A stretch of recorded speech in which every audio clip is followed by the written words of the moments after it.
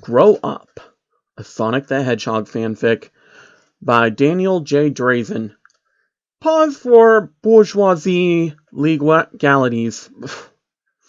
This fanfic is copyright 2007 by Daniel J. Drazen. It's based on characters and situations created by Sega, Archie Comic, and or Deke. I leave it up to you to sort out who has dibs on what.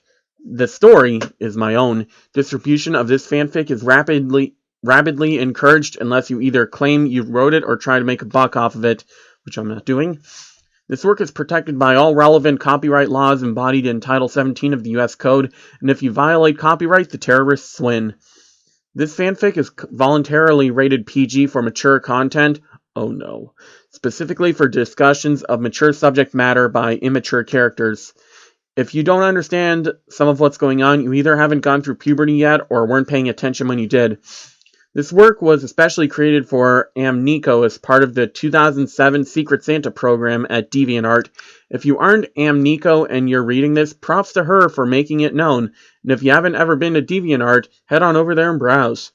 Time. This takes place according to the SatAM Sonic continuity in the Mobian year 3231.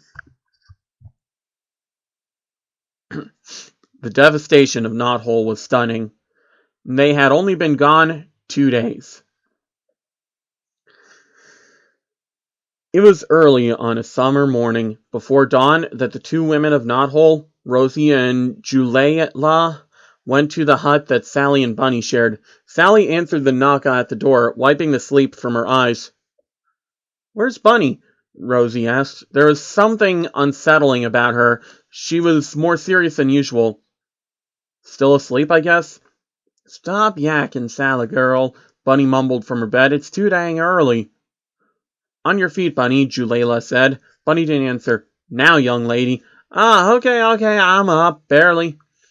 "Put these around your waists." Rosie then handed each of the girls white linen sashes above a hand's breadth wide. Sally then noticed that these women were wearing them all. "What's this for?" Sally asked. "All in good time, princess. Tie them on, both of you, and follow me to the edge of Knothole." "Aren't we going to have breakfast first?" Sally asked. "No." Bunny, still half asleep, fumbled with the sash as she tied it around her. "Can I at least pee?" Oh no. Oh no. Oh no. This is going to get weird. Okay, let me try this again. Get a little serious again. "Can I at least pee?" What the fuck am I reading?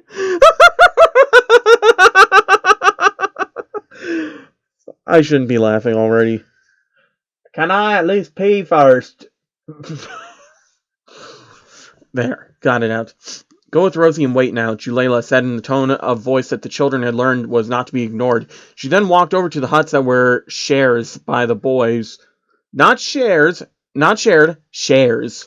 Sonic and Tails in one, Rotor and Antoine in the other. She knocked on the doors and ordered the boys outside. Tails was the first out, yawning and rubbing his eyes.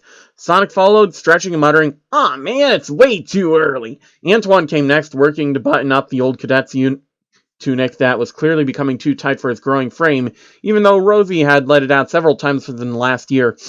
Rotor was the last to appear, yawning and scratching himself. The boys couldn't remember ever seeing Julayla look so serious, even during the lessons that passed for schooling at Knothole. "Rosie and I are taking the girls away from Knothole for a few days." "For why are you doing this?" asked Antoine, who seemed to be the first one to grasp what Julayla was saying. "Where we are taking them, and why, you are not to know. Rosie and I have discussed this, and it cannot wait any longer. It also means," and here she paused, closed her eyes, and took a breath, as if to summon her inner strength for an impossible task, "that you will be left alone for the next 2 days. "Huh?" Tails asked, his brain still foggy. "I want to believe that you've been living here long enough to know how to survive on your own and to take care of yourselves. We don't expect anything to happen, but we have to trust you. Besides, one of you will be responsible for making sure things run smoothly in our absence." "Hey, relax, no sweat," Sonic said.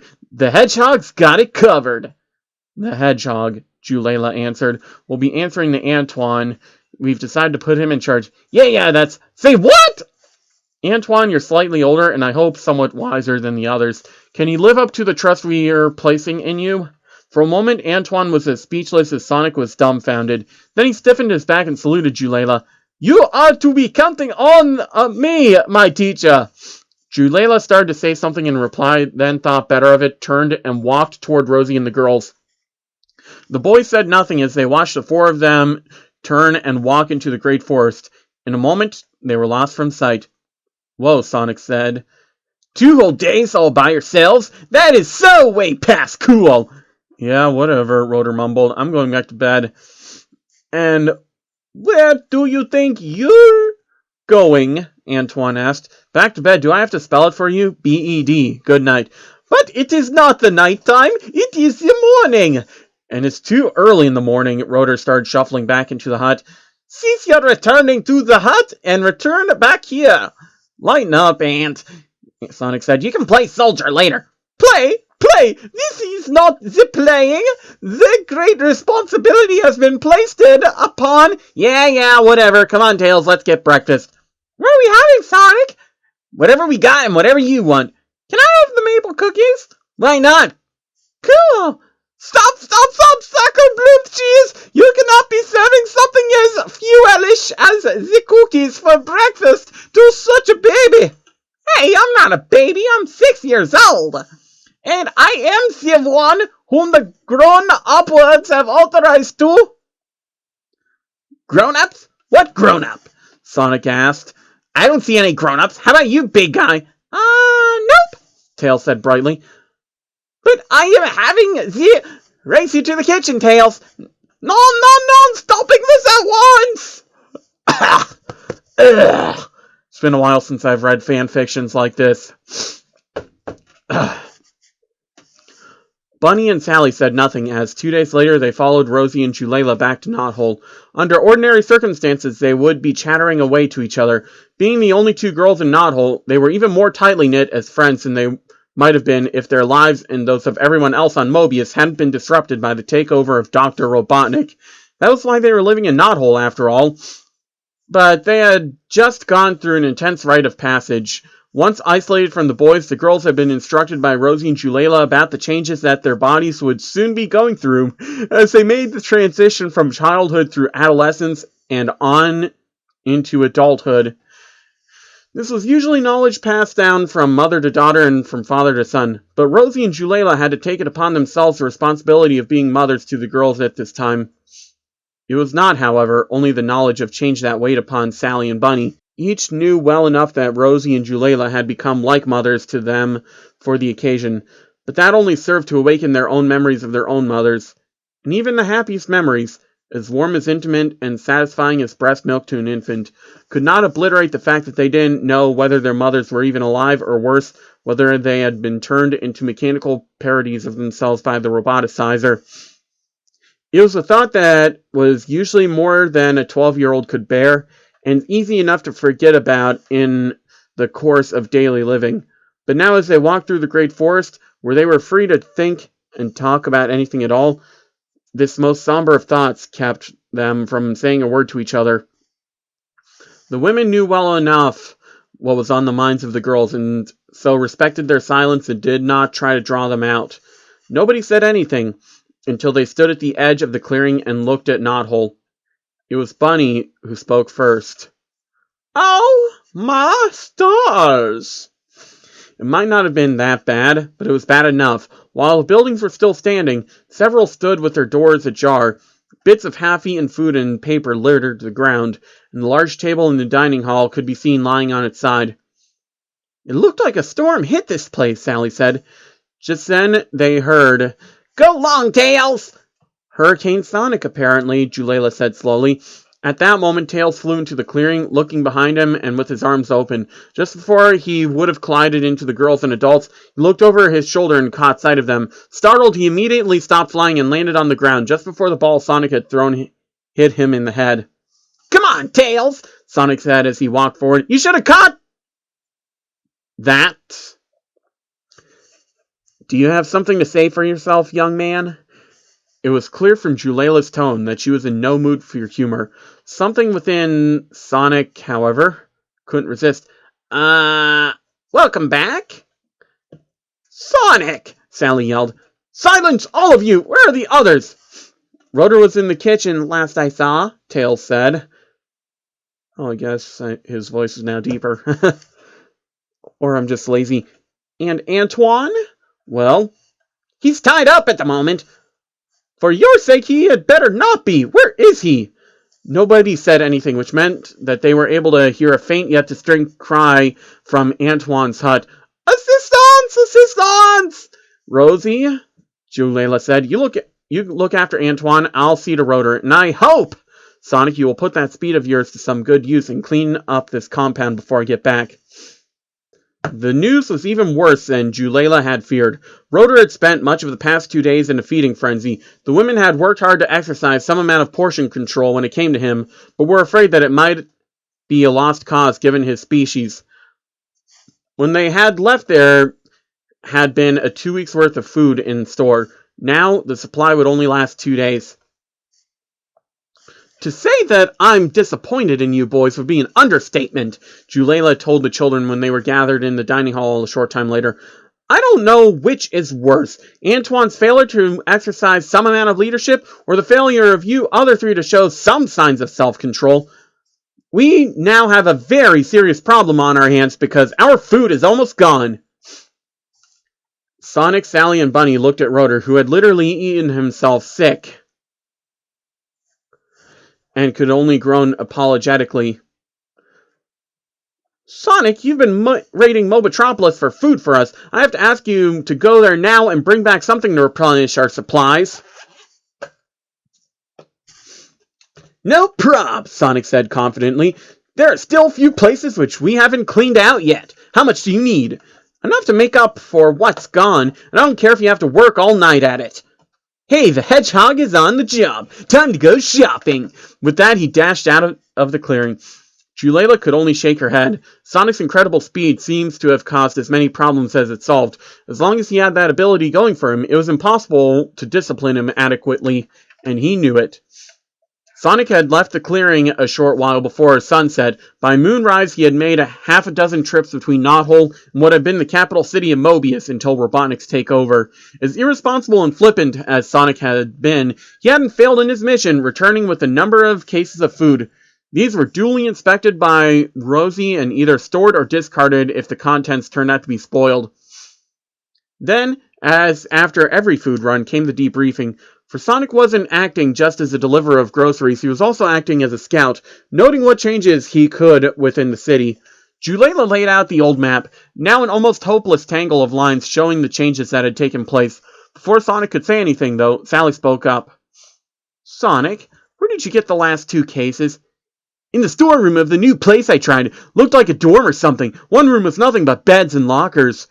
That explains it then. Explains what? Sally held up the side panel of one of the cases. This emblem. I think I know what it means. What? Julela asked. This is the insignia of the Royal Guard. Julela studied it more closely.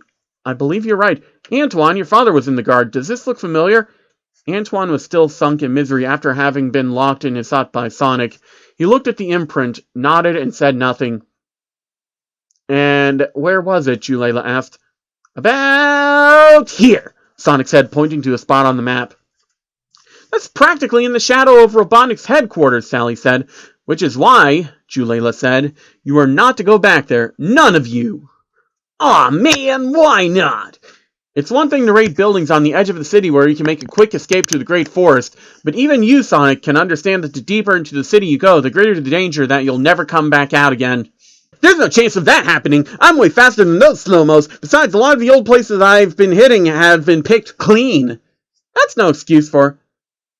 Hey, what would you know about it? I've been there, so back off already. And with that, Sonic dashed from the room. An uncomfortable silence hung over everything. Everybody, go to bed. It's late, Julela said in as calm a voice as she could manage. But Sonic, Sally said, when you see him next... Tell Sonic I'm through trying to teach him anything. I'm sure he'll be pleased. The children looked at each other. None dared say anything. Tails held himself as he had a stomach ache. They left the room without saying a word. Sally walked next to Tails. Are you feeling all right? She asked. Uh-huh. I'm sorry, Tails. Aunt Sally, why did Sonic get mad at Miss Julayla? I don't know, Tails. I guess Sonic just doesn't like people telling him what to do. He listens when you tell him what to do. Not always. But I know he likes you. Instantly, Sally's face began to burn. No, she told herself. Don't go there. They continued walking to Tails' hut in silence. They found Sonic sitting on the steps, his head in his hands. "Aw, man, what just happened?" Sonic said eventually. "I can't believe I yelled at her like that." Sally remembered what the woman had told her and Bunny about what they called mood swings, and about how their feelings could change in a moment as their bodies changed as well. But she didn't think it was her place to lecture Sonic about it. Not that moment, anyway. Maybe you should just apologize? After I yelled at her in front of the others? What would they think? Oh, grow up. You really think this is about you? Sonic lapsed into a sullen silence. Tails, honey, Sally said. Go on and wait in the hut, okay? Okay.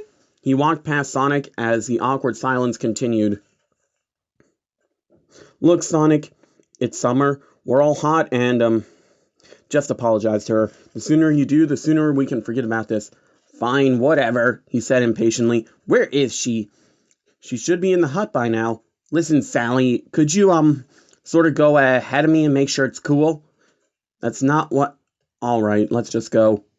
The two walked to Julayla's hut, the silence continuing as they walked. Sally could sense Sonic's reluctance, but figured that at least Sonic was making the effort. Sonic stepped at the base of the steps as Sally knocked on the door of the hut. Julayla? Sally said. There was no answer. Sally opened the door. Julayla, Sonic has... Sally stopped at the threshold. Her eyes widened, and she put her hand over her mouth as if to keep from screaming. Sonic went up the steps and looked in. The interior of the hut was illuminated by the light of a single candle. It was neat and orderly, except for the blanket which had been pulled off the bed. And lying on the floor, half covered by the blanket, was the motionless form of Julayla. Wow, this got dark.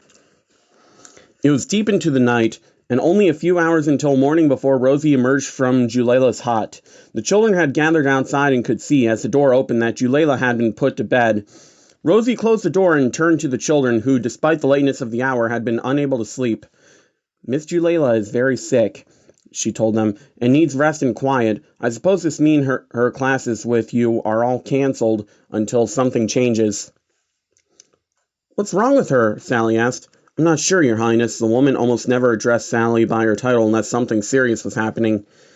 It appears to be her heart, and I really don't know much about that sort of thing. The best we can do is to let her rest. There seemed nothing more to say, so she went back inside the hut, leaving the children alone in the darkness.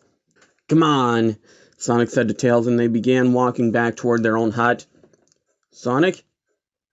Yeah? Is Miss Julayla gonna die? What? No way. She's tough. She'll pull through. Promise? Sonic stopped. He had thought that Tails would be satisfied with the simple assurance that Julayla would recover, but now Sonic realized not only how serious the situation was, but how much trust Tails had in him. He knew he couldn't back up what he'd just told Tails, but he couldn't tell the cub to prepare for the worst either. Sonic wondered if parents had to do the sort of thing all the time, making promises that they knew they might not be able to keep. Promise. This seemed to satisfy Tails, who gave Sonic a hug and went on to the hut in an apparently better frame of mind. Sonic told Tails that he'd be in himself in a minute, then he sat on the stairs. It was bad enough that after years of living in safety in Knothole, the life of one of the grown-ups was in danger. What made everything worse was the sense that it was probably his fault. Why had he yelled at her anyway? She was just being what she always was. Bossy, know-it-all, never letting him. He stopped himself. He knew exactly what he was feeling, and he hated it. He had never stopped to figure these things out before. Maybe with grown-ups like Julayla around, he didn't have to, but that could change. Everything could change. He wished he could think about something else. As if in response, Sally came around the hut. Sonic, we got a problem. Sonic was on his feet in an instant. Julayla? No, Antoine. Nobody's seen him anywhere, not for hours. Even before? I think so. At least Rotor said he didn't see him, but he's always got his nose in his work anyway. Sonic, I'm afraid he may have gone off to try to find the old guardhouse. Why? Because his father was in the guard, that's why. I'm going out to find him. Not without me, you're not. Sonic, we need to get him out of the city. And the sooner I get in and get him, the sooner he's gone. After the way you and the others treated him while we were gone, I think there's a better chance he'll listen to me, so I'm going with... But... End of discussion, Sonic. And you're not dragging me by hand either. The last time you did that, Julayla said you almost dislocated my shoulder. So what am I supposed to do? Carry you? That would be nice.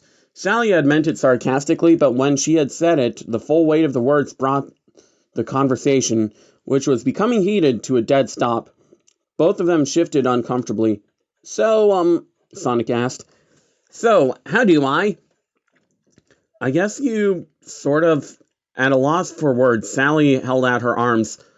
Yeah. Neither of them moved. Sonic? Tails called out from inside the hut. Start without me, big guy, Sonic said to him. He turned back to Sally. Okay, so where were we? Sonic, we have to go after. His impatience overcoming his uncertainty. Sonic scooped Sally up in his arms. One arm caught her behind the knees and the other around her back.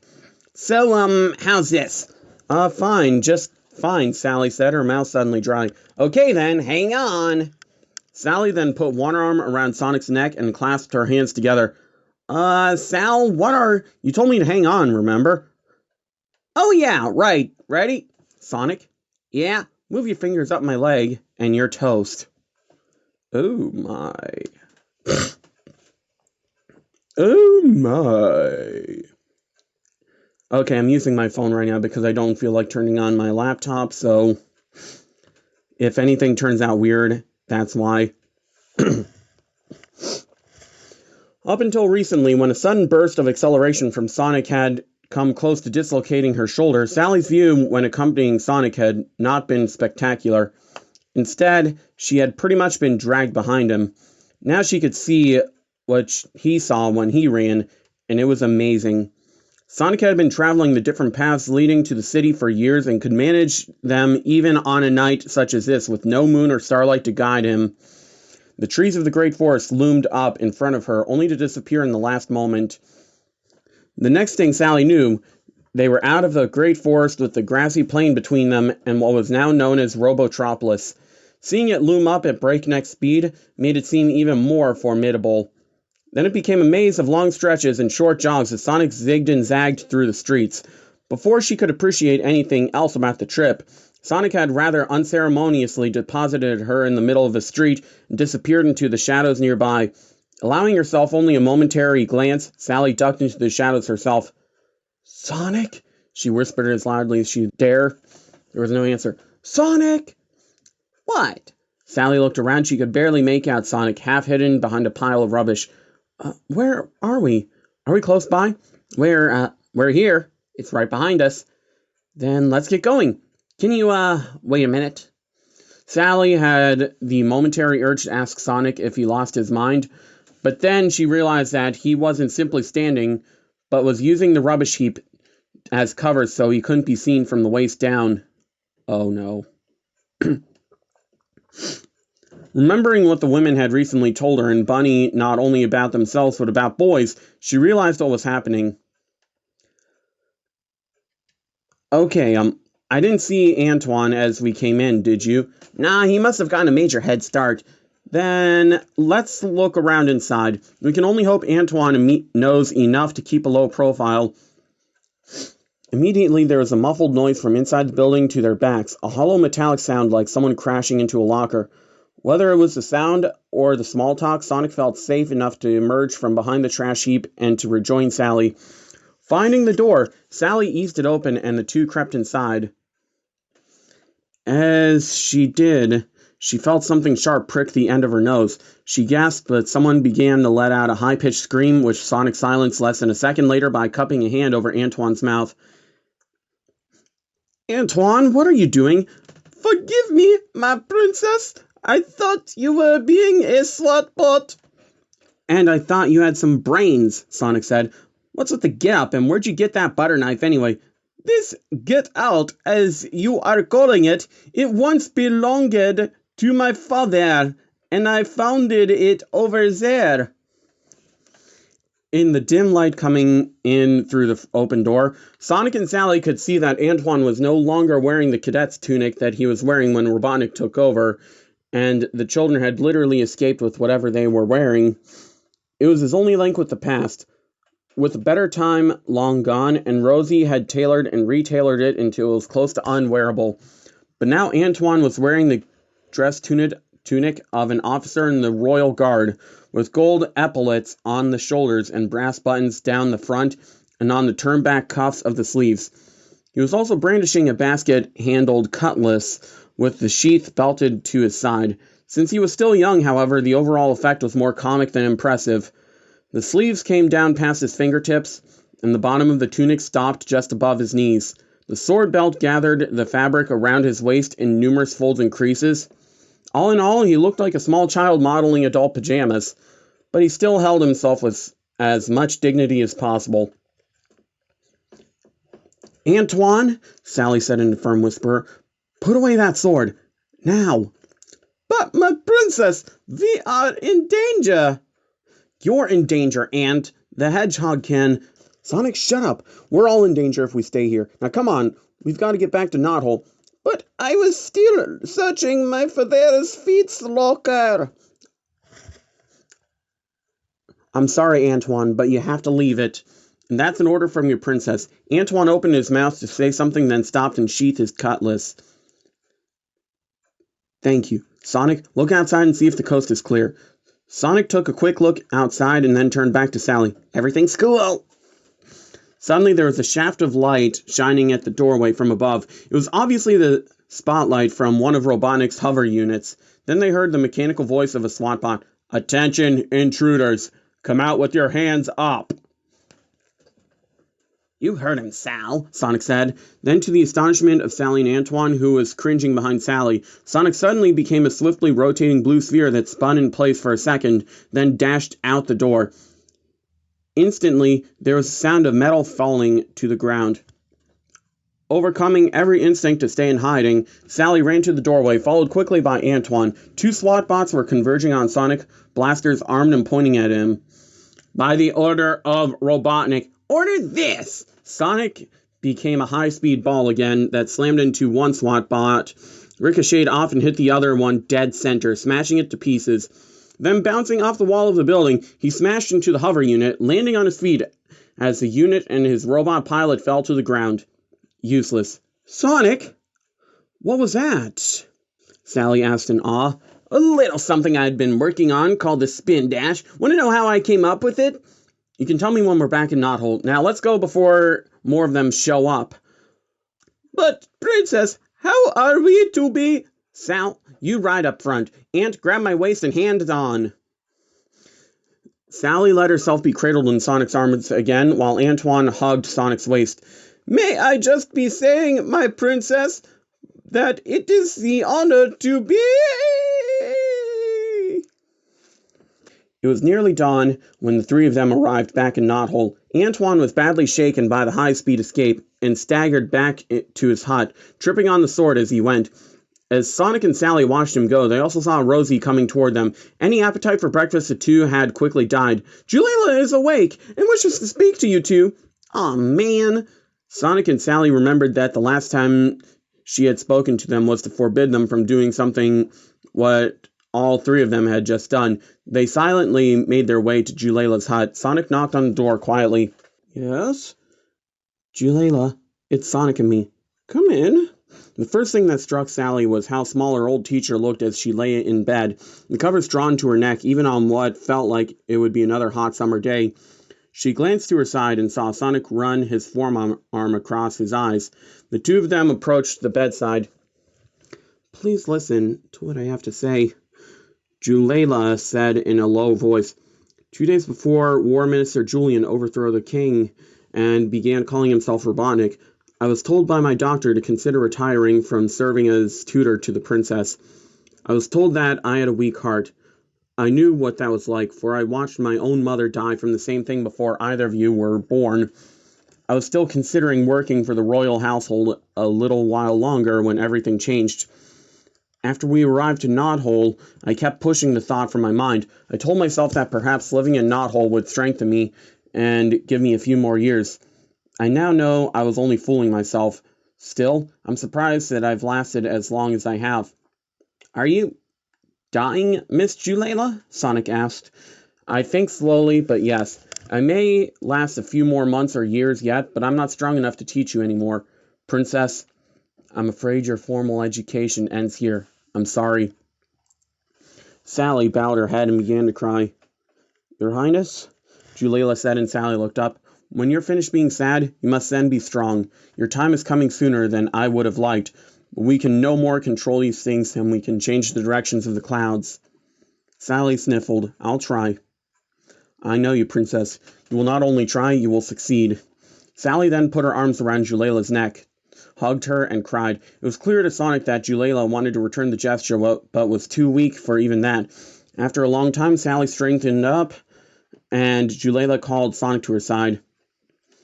I should have told everyone about my health years ago, Sonic, even if you and the others might not have understood, but please understood this. What happened to me was not your fault.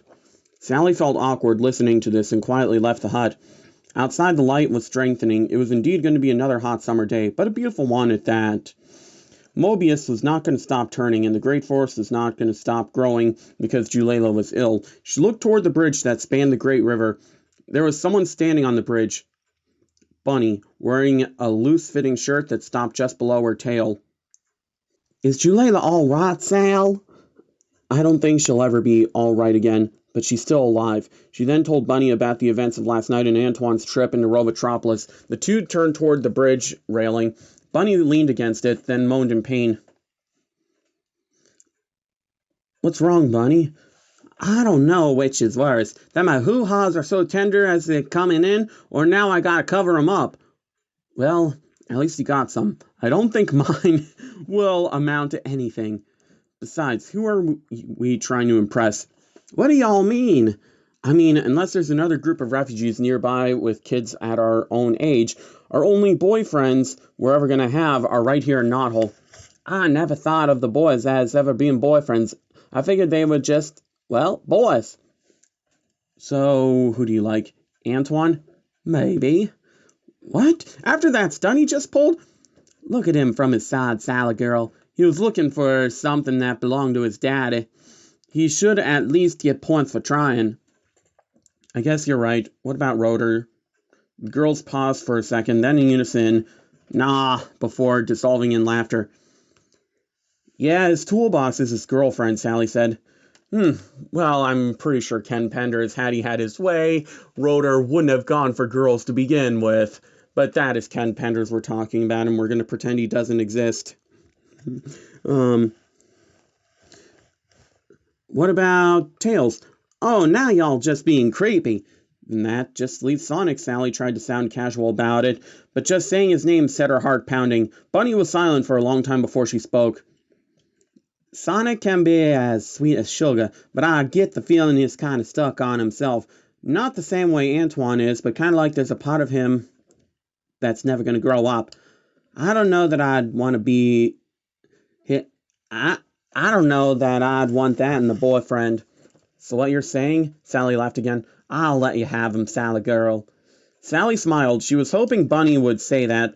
Her heart danced like the sunlight on the surface of the great river. The end. Okay, what can I say about this? It's a decent read. It kind of feels like it was heavily... obviously it was heavily inspired by the Archie comics and Sad AM, but it really does kind of have that Sad AM tone. Sorry, I'm just unplugging things real quick. It really does kind of feel like something you'd see either in Sad AM or in one of the Archie comics. Now, is it a little cringy kind of talking about Sonic's entering his puberty stage, or Bunny Rabbit's hoo-ha's coming in? Yeah, that's really cringy. But it's kind of cringy in a wholesome way. Like, it's not gross, it's not disturbing, it's not weird. It's just, it is a little weird, but it's not weird in a creepy way. It's just, they're kids, and they're slowly becoming adults. So that time is an awkward time period for everyone.